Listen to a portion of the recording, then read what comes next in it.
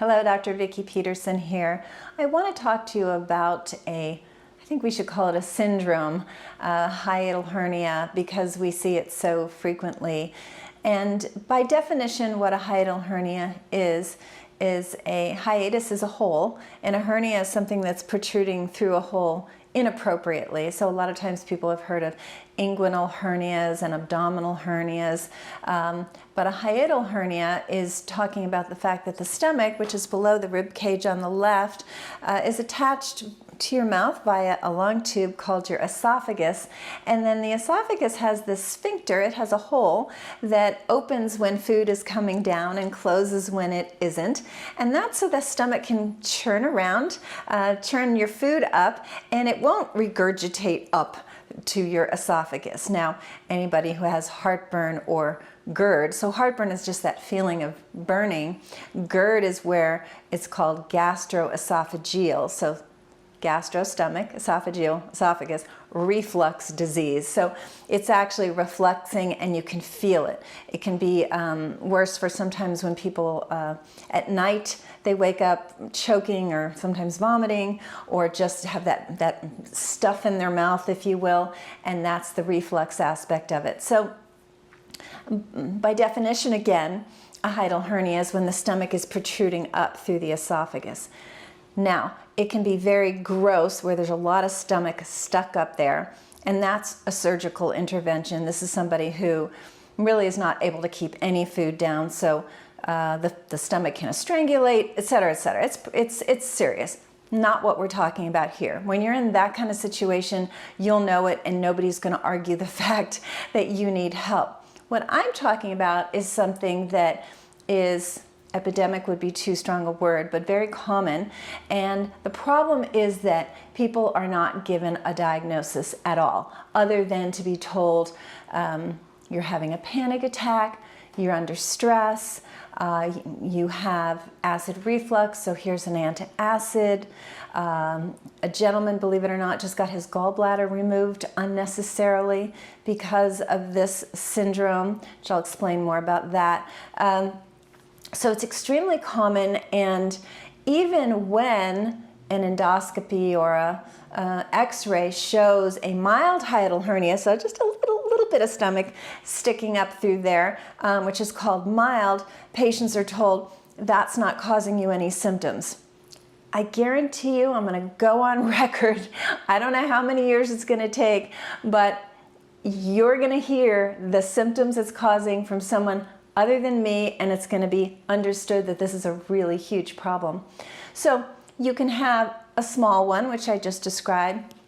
You can have a sliding hiatal hernia. So it comes up and it goes back down. So of course, if you're getting the endoscopy or you're getting the x-ray at a time when it's not up and it's down, then they're not going to see it.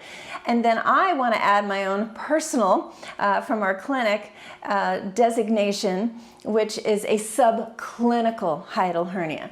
So if you can imagine, the esophagus is the tube, and then the stomach is empties into the stomach, but between that is your diaphragm. And this is really where the explanation comes in of all these symptoms that people go through.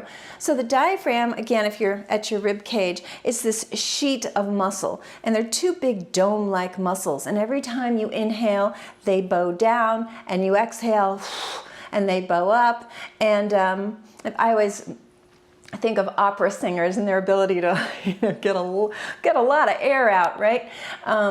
So the ability is called, of that motion, is called the diaphragmatic excursion. So how much it moves. And when it's doing its normal excursion, you're getting plenty of air and everything's fine. Now imagine your stomach's in spasm, right? And your stomach's on the left side again, and it's pushing on that diaphragm. So now our ability for that diaphragm to move gets compromised. Now, you're still breathing, but it's not adequate.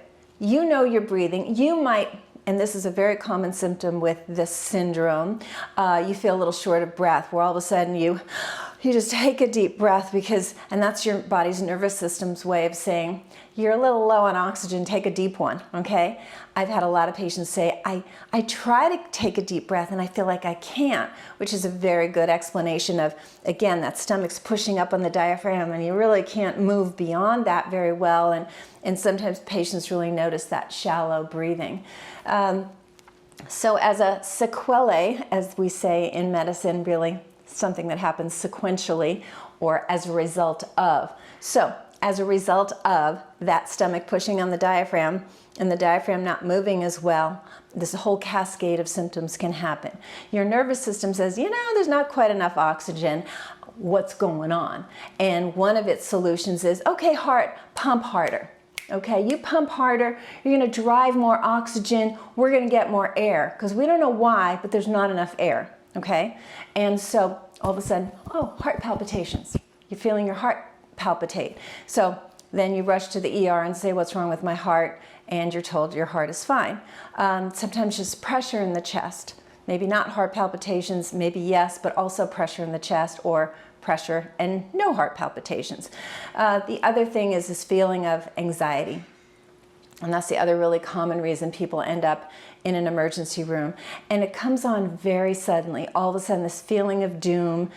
I'm having a panic attack and, you know, your body's freaking out and you look around and the environment is not attacking you. This is all happening inside.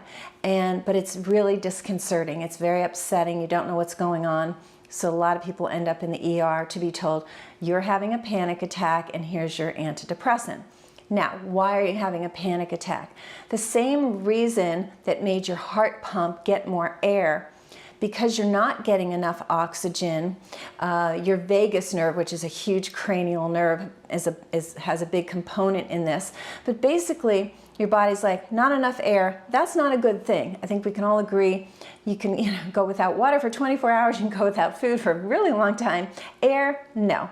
What, 2 minutes, 4 minutes, and then that's it. So the body's stress response goes, okay, I don't know what, but do something. Change something because this is not good. And you get that panicky feeling, you see? And then, of course, sometimes people are hyperventilating and, oh, yeah, now we're getting enough air. Okay, so again, we're back in the ER and you're told you're fine and you're given a drug. So the most common is an anti-anxiety med, an antidepressant, and or the classic is the antacid. So hopefully I'm explaining this well enough. Imagine someone having all of these symptoms or having some of these symptoms, and the other thing is someone bends over to pick something up or they're tying their shoe and all of a sudden this panicky feeling or the short of breath feeling occurs. It's worse after eating because of course now you've just put some food in the stomach and the stomach's in spasm and this whole cascade can happen. Sometimes the acid is interesting because you'd think, wow, acid is coming up my esophagus. I'm either tasting it or I'm feeling the burning. It can be pretty silent. And so someone doesn't have the classic burning, but they feel it's almost like scraping feeling going up and down their esophagus. They can feel a tightness in their throat. I've had patients describe it like there's something stuck in my throat and it won't go down. So again, so many different manifestations, and because we've been specializing in this for quite a while, I'm hearing all these different descriptions. And honestly, conventional medicine just does not know what to do with these people because again, it's typically completely misdiagnosed, and or even if they see the hiatal hernia on the endoscopy or the x-ray, their symptoms are negated as being caused by that. Meaning the doctor's like, yeah, you got a small hiatal hernia, means nothing, which is complete nonsense. So I keep talking about it because I literally am hearing from patients all over the country, which at least if you're able to travel, we can help you. All over the world is so much harder because a lot of times the people I'm hearing from can't travel, and that's tough. So why? So let's talk about why. Why is your stomach going into spasm? It's a combination. So ultimately, this is a digestive problem. And again, interestingly enough, people can have the panic attacks, they can have the shortness of breath, they can have the heart palpitations, and zero digestive complaints. And, But the root of it, I'm telling you, is a digestive problem. So that can be a little bit hard to get your wits around. Another thing is neck pain, because the nerves that go to the diaphragm come from the neck. I was talking to a gentleman yesterday, the same gentleman who had his gallbladder taken out for no reason. He said, I couldn't understand this neck pain. He said, I'm so glad you explained that the nerve comes from the neck that goes to the diaphragm, because that made perfect sense. So what's the why? So we have the stomach in spasm and pushing up. So not to ask a silly question, but what goes in your stomach? Food, right? So there's something about either the balance of bacteria in your stomach. You can have an infection in the stomach, but more commonly, it's just the standard American diet, which the acronym SAD, S-A-D, for Standard American Diet, is, kind of says it all, which is our diet is pretty unhealthy. So I think we're seeing so much of it because of our unhealthy diet, eating really fast, overeating, also chronic constipation, whether somebody has it now or historically has had it, is another aspect of this. Weak abdominal muscles. Sometimes young men that are really pumping iron very heavily. We had a semi-pro basketball player, female, doing tons of sit-ups, and that and her digestive problem, that was enough. And she had this rock-hard abdomen in amazing shape, but was having all these panic attacks. And of course, it's exhausting, and you can't sleep, and on it goes. So there's quite a cascade, once again, of symptoms that can come from this. The great news is non-drug, non-surgical, and it can be solved. So that's the good news. What's the bad news? Well, you have to be willing to do some diet and lifestyle change.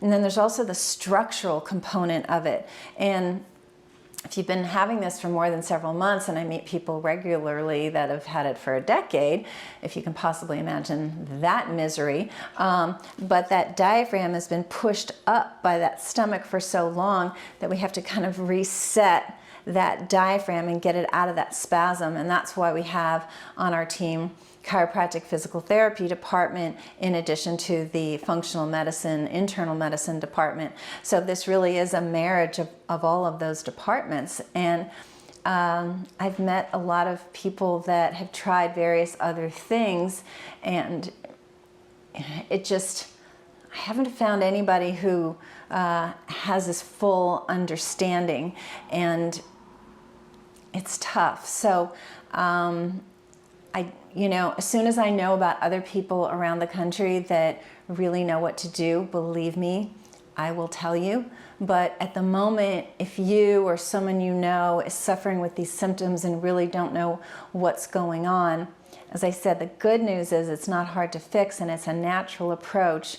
The bad news is we need to see you for a few days, and then we can work with you long distance. And the few days while you're here, we can assess sort of structurally what's happening and see if we can find someone where you live to help with that structural aspect once we've sort of gotten things going. But from the purely internal aspect, we can work with you long distance. That's no problem to reset the gut. And I mentioned the gentleman that had his gallbladder out for no reason.